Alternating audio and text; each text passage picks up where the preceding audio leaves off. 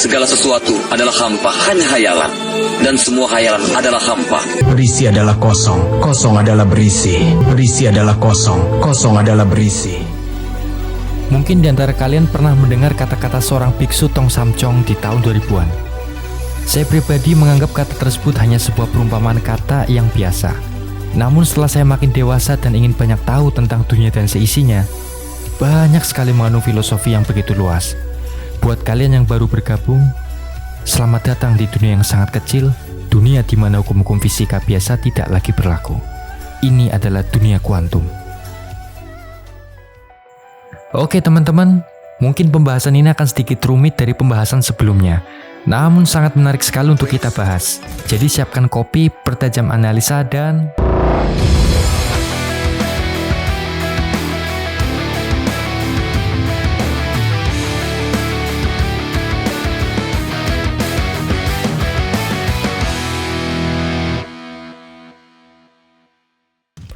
oke, kita masuk kajian yang pertama dengan film Ant-Man. Ini film Marvel yang menjelaskan tentang dunia kuantum. Film Marvel yang disutradarai oleh Peyton Reed. Dalam membawakan sebuah film Ant-Man, Peyton Reed tidak sendirian. Dia dibantu oleh konsultan yaitu Dr. Spiros sebagai konsultan fisika kuantum dari California Institute of Technology. Sorry about this. Film ini mungkin bisa menjadikan gambaran teman-teman supaya lebih mudah memahami apa itu dunia kuantum kalau di film Marvel menyebutnya quantum realm. It means that you would enter a quantum realm. Oke, kita akan masuk ke sisi sainsnya. Kuantum ini lahir dari seorang fisikawan yang bernama Michael Ernest Louis Planck. Sebut saja dia Mamang Planck. Beliau menjelaskan tentang sifat dan perilaku alam semesta dari sudut pandang atom. Subpartikel atom ataupun partikel dasar, makanya mekanika kuantum sering disebut dengan fisika kecil. Pasti kalian bertanya, kenapa bisa disebut dengan fisika kecil? Ya, dikarenakan fisika kuantum itu sangat kecil, bahkan lebih kecil lagi dalam skala nanometer. You know, I think this regulator is holding me Do back. not screw with the regulator. If that regulator is compromised, you would go subatomic. Sebenarnya ukuran Ant-Man pun bisa berubah-ubah tergantung settingan regulator yang ada pada sabuknya. Bisa menciut ataupun membesar. Itu semua disebabkan oleh partikel Pym yang ditemukan Dr. Hank Pym. What was called the Pym particle. Jadi teman-teman, teori kuantum adalah cabang fisika yang mempelajari fenomena di skala mikroskopis, di mana seperti partikel subatomik, elektron, proton, dan lain-lain, di mana hukum-hukum fisika klasik tidak lagi berlaku secara sempurna. Mungkin ada yang beberapa kalian yang belum tahu apa itu kuantum dan dunia kuantum.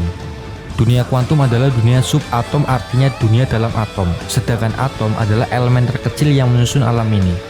Jadi bisa dibilang kita ini adalah kumpulan-kumpulan atom, dan atom memiliki 3 komponen seperti elektron, neutron, dan proton. Unsur atom tersusun dalam tabel periodik yang berjumlah 118.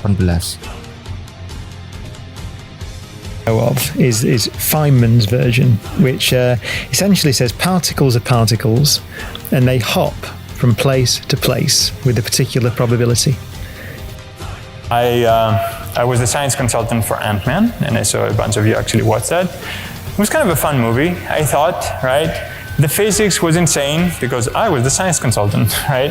But the thing that I found exciting about this is that we introduced the quantum realm.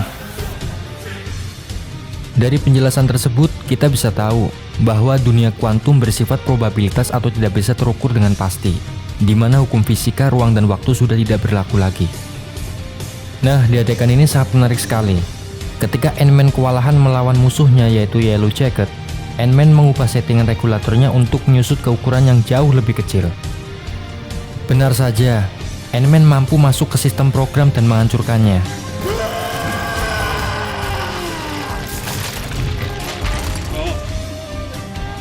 Namun apa yang terjadi? Ant-Man terus menyusut dan masuk ke alam kuantum di mana ruang dan waktu sudah tidak berlaku lagi. Yang sebelumnya Dr. Pym pernah katakan, You could go subatomic. To a reality all concepts of time and space become irrelevant as you shrink to reality. Become irrelevant.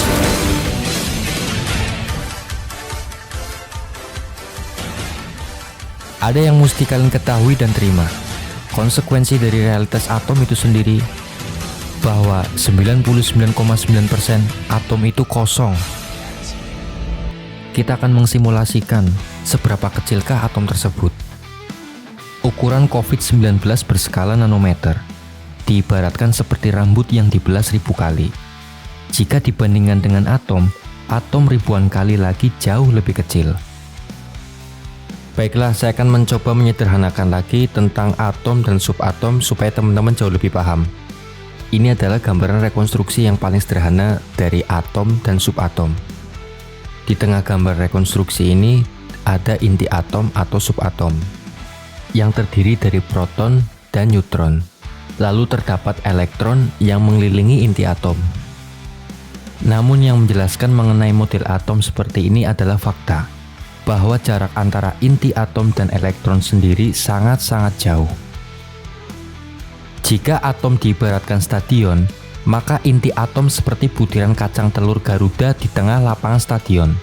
Sedangkan elektron seperti butiran garam yang mengelilingi stadion, yang artinya inti atom atau subatom 99,9% itu kosong.